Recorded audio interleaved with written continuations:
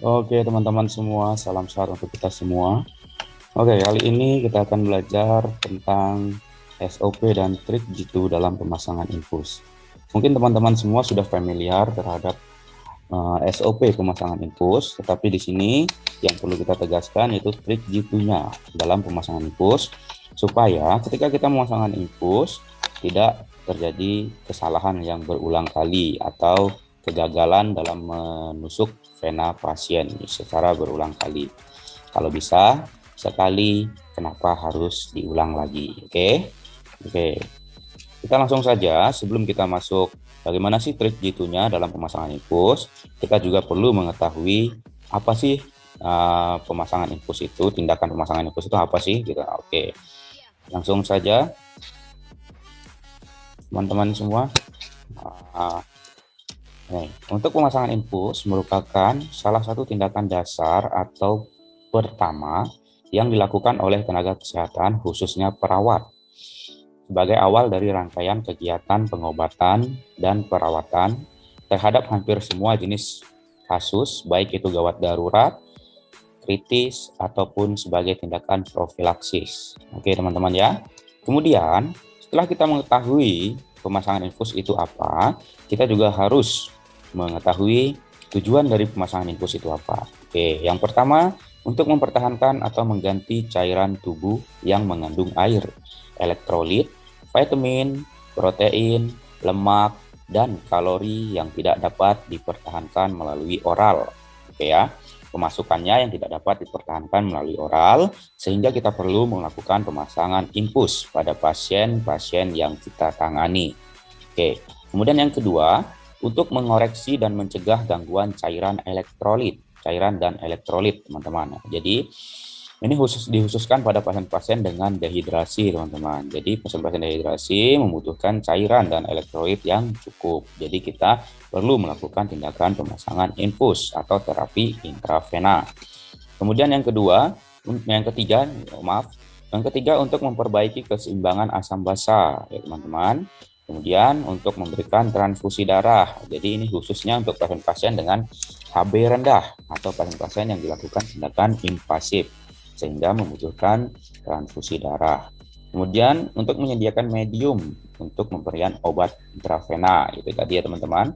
Selain untuk mengganti cairan tubuh secara intravena, juga digunakan untuk keperluan pemberian obat, karena pemberian obat tidak selalu dalam bentuk tablet atau oral. Oke. Kemudian yang terakhir untuk membantu pemberian nutrisi parental. Oke, jadi teman-teman, ketika teman-teman sakit atau pasien yang teman-teman rawat itu membutuhkan nutrisi. Kenapa demikian? Karena kebanyakan pasien tidak nafsu untuk makan. Nafsu makannya berkurang sehingga pasien membutuhkan suplai nutrisi melalui parenteral. Sehingga kita perlu memasang infus. Oke. Selanjutnya teman-teman, apa sih indikasi dari pemasangan infus? Di sini saya menjabarkan 4 indikasi dari pemasangan infus. Indikasi itu apa ya? Keharusan dari suatu kejadian sehingga kita harus memasang infus pada pasien tersebut. Yang pertama itu kebutuhan pemberian obat intravena, ya seperti yang saya jelaskan tadi pada tujuan pemasangan infus. Nah, untuk indikasinya itu untuk kebutuhan pemberian obat, karena dalam pemberian obat tidak selalu obat bentuk tablet yang diberikan melalui oral, tetapi ada juga obat yang berbentuk cair yang membutuhkan pemasangan infus dalam pemberian obatnya. Kemudian yang kedua, untuk hidrasi intravena ini teman-teman, untuk hidrasi. Jadi ini khusus untuk menyuplai cairan dan elektrolit pada pasien-pasien dengan hidrasi ya. Kemudian yang ketiga untuk transfusi darah atau komponen darah. Ya, seperti tadi pada tujuan ya teman-teman, di yang ini pastinya teman-teman semua sudah pada tahu, karena pasien-pasien dengan kebutuhan transfusi darah harus dilakukan pemasangan infus. Kemudian yang terakhir atau keempat itu indikasinya berada pada situasi lain di mana akses langsung ke aliran darah diperlukan ya teman-teman.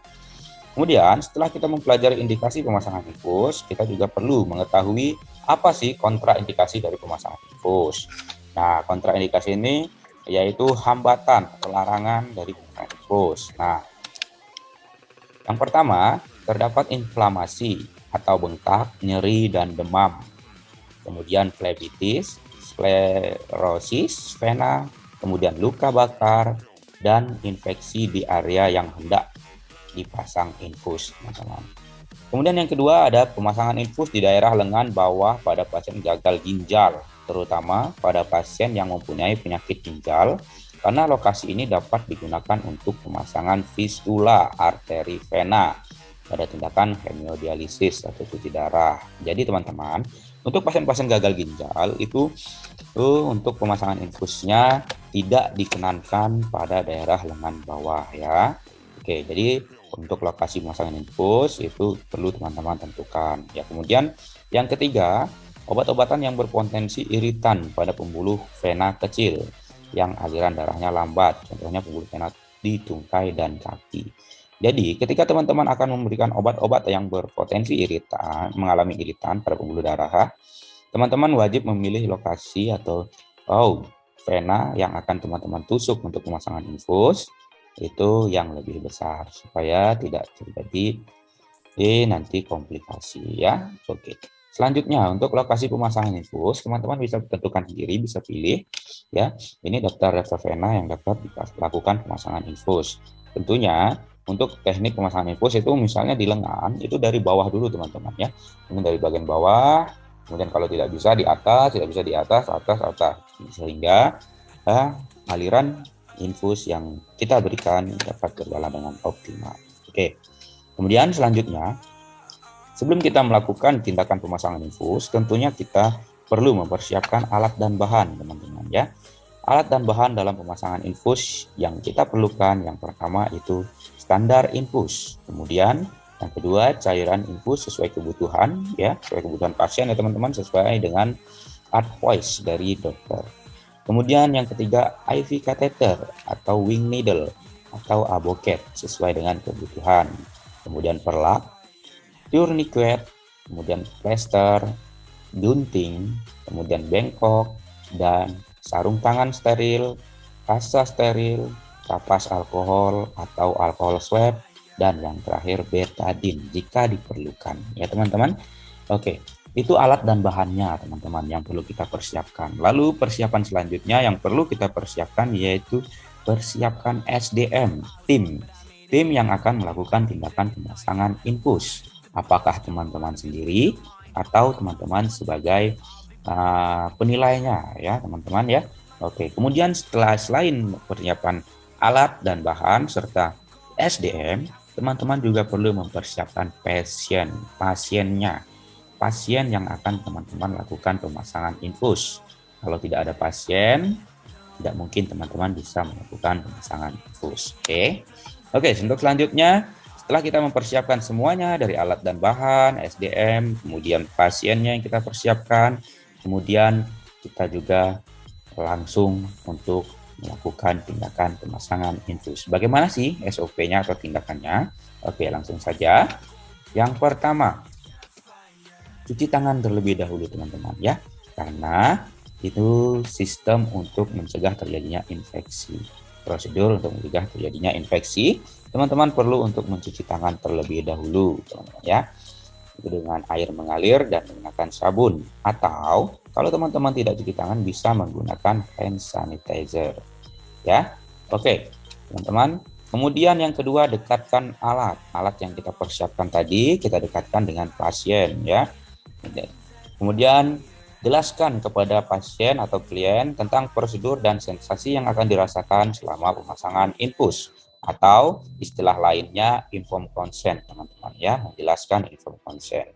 Kemudian yang keempat, atur posisi pasien atau berbaring. Nah, bagaimana baiknya sesuai dengan lokasi yang akan ditentukan.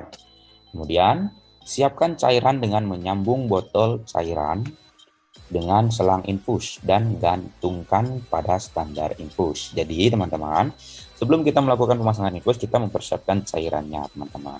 Cairan infus itu yang berada pada pelabot, kita tusukkan dengan cairan, kita sambungkan, kemudian kita gantung di standar infus atau bahasa kita tiang infus ya, teman-teman. Oke, untuk selanjutnya menentukan area vena yang akan ditusuk. Jadi teman-teman pilih vena bagian mana yang akan teman-teman lakukan pemasangan infus ya. Kemudian selanjutnya pasang alas atau perlak yang telah teman-teman siapkan ya.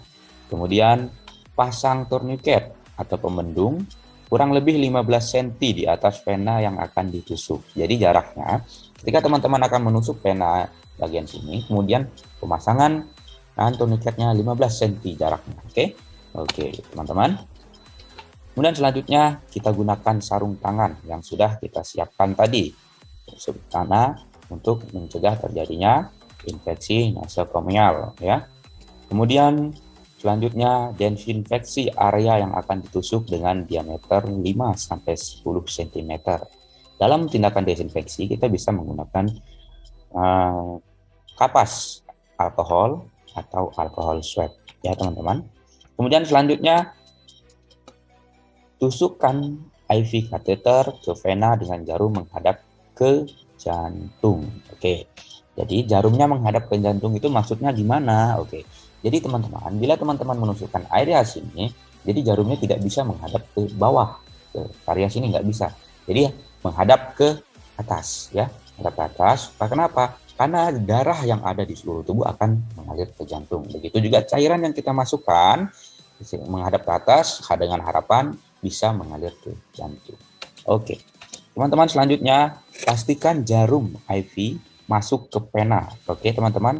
Nah, seringkali kita mendapat kesalahan atau kegagalan pada tahap ini karena kita kebanyakan jarum IV kateter itu tidak masuk pada vena, bahkan ada yang tembus melewati vena. Jadi ketika kita alirkan cairan, nanti cairan tidak masuk dalam vena yang akan menyebabkan odem pada lengan atau tangan pasien yang kita lakukan pemasangan infus. Jadi pastikan dulu jarum itu masuk ke dalam vena. Caranya gimana? Ketika kita melakukan penyuntikan, cetes, rasanya itu akan sangat terasa teman-teman. Bunyinya itu nah seperti itu rasanya. Tidak ada bunyi sih, tapi rasanya ketika kita melakukan penusukan seperti itu. Kemudian ada darah yang akan mengalir keluar melalui IV kateter yang kita pasang. Jadi kalau sudah darahnya keluar, berarti itu sudah masuk di dalam vena. Oke, selanjutnya sambungkan jarum IV dengan selang infus. Jadi selang infus tadi kita sudah sambungkan, sudah kita gantung di tiang infus atau standar infus, kemudian kita ambil ujungnya, kita sambungkan ke IV kateter atau aboketnya, teman-teman ya. Kemudian lakukan fiksasi ujung jarum IV di tempat insersi. Jadi kita fiksasi lokasi penusukan kita pada jarum IV len atau aboketnya. Kita fiksasi dengan plester yang telah kita siapkan. Oke, jangan lupa untuk membentuk kupu-kupu untuk kalau kita menggunakan plester. Tapi kalau kita sudah menggunakan perekat yang terdapat dalam infus set, itu langsung saja kita fiksasi ya. Oke. Selanjutnya tutup area insersi dengan kasa kering kemudian plester ya.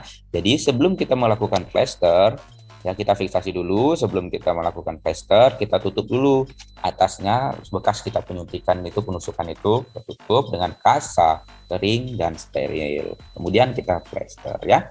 Oke, untuk selanjutnya atur tetesan infus sesuai dengan program medis. Maksudnya atur tetesan infus itu sesuai dengan advokat dokter, advice dokter ya. Oke, apakah itu habis dalam berapa menit, habis berapa tetes ya. Oke. Kemudian lepas sarung tangan. Sarung tangan yang kita gunakan, kita lepaskan, kita letakkan di tempat sampah medis ya. Oke, kemudian pasang label pelaksanaan tindakan yang berisi nama pelaksana, tanggal dan jam pelaksanaan ya teman-teman. Kita beri identitas pada plebotnya, plebot pasiennya ya. Kemudian bereskan alat ya.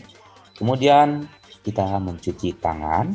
Setelah kita mencuci tangan, baru kita observasi dan evaluasi respon pasien. Kita kaji lagi apakah pasien itu nyaman dengan tindakan pemasangan infus tadi, dan apakah pemasangan infus tadi tidak mengalami komplikasi. Kemudian setelah itu kita catat dan dokumentasikan pada dokumentasi keperawatan. Oke, itu untuk SOP pemasangan infus, teman-teman ya. Kemudian yang perlu teman-teman ketahui selanjutnya yaitu komplikasi pemasangan infus. Dalam tindakan pemasangan infus, apa aja sih komplikasinya? Yang pertama, flebitis. Ada flebitis, ada infiltrasi, ada iritasi vena, ada hematom, kemudian tromboflebitis, trombosis, occlusion, dan lain-lain sebagainya, sampai pada kerusakan syaraf, tendon, dan ligamen. Jadi itulah komplikasi dari pemasangan infus. Harapannya ketika teman-teman melakukan pemasangan infus tidak terjadi komplikasi tersebut ya. Oke teman-teman. Kemudian selanjutnya bagaimana sih trik jitunya? Nah, tadi kan dari awal kita bicara trik jitu dalam pemasangan infus ya. Jadi bagaimana sih trik jitunya ketika kita mengalami kegagalan? Ketika kita mengalami kegagalan dalam pemasangan infus. Misalnya vena yang kita tusukkan tidak masuk, jarumnya tidak masuk ke dalam vena, atau tembus, atau keluar, atau pecah venanya ya. Jadi atau bahkan venanya tidak terlihat pada pasien-pasien dengan berat badan berlebih ya, dengan berat badan berlebih kan itu pasti venanya tidak terlihat, pembuluh darahnya tidak terlihat. Atau pada anak pembuluh darah terlihat. Jadi kita gunakan ini teman-teman. Turniket yang kita gunakan biasanya itu kan turniket untuk pemasangan infus. Kita ganti, kita modifikasi dengan selang infus mikro. Teman-teman tahu kan selang infus mikro? Selang infus mikro itu dia sedikit lembut ya, kemudian sedikit seperti karet ya, agak melar sedikit ya. Oke, itu yang kita gunakan. Kita potong sesuai kebutuhan, kemudian kita ikat pada area lokasi yang akan kita tusuk untuk pemasangan infus. Kita ikat, jangan terlalu kencang, sesuaikan saja supaya atau sampai vena pasien terlihat. Kemudian kita lakukan penusukan, langsung kita buka turniket ketika jarum IV kateter masuk dalam vena. Kita buka turniketnya. Oke teman-teman, itulah trik jitu dari pemasangan infus kali ini. Semoga apa yang kita pelajari dapat bermanfaat untuk kita dan dapat diterapkan dengan baik pada pasien, sehingga tidak memberikan kesan kekecewaan pada keluarga pasien yang menyimpulkan kita tidak bisa memasang infus dengan baik ya teman-teman. Oke, terima kasih atas semangatnya, atas partisipasinya, atas kehausan akan ilmunya dalam meningkatkan kualitas SDM tenaga kesehatan khususnya perawat. Sampai jumpa pada video-video berikutnya. Oke, jangan lupa like, komen, dan share video ini agar teman-teman kita yang lain dapat belajar bersama kita. Oke, sampai jumpa. See you.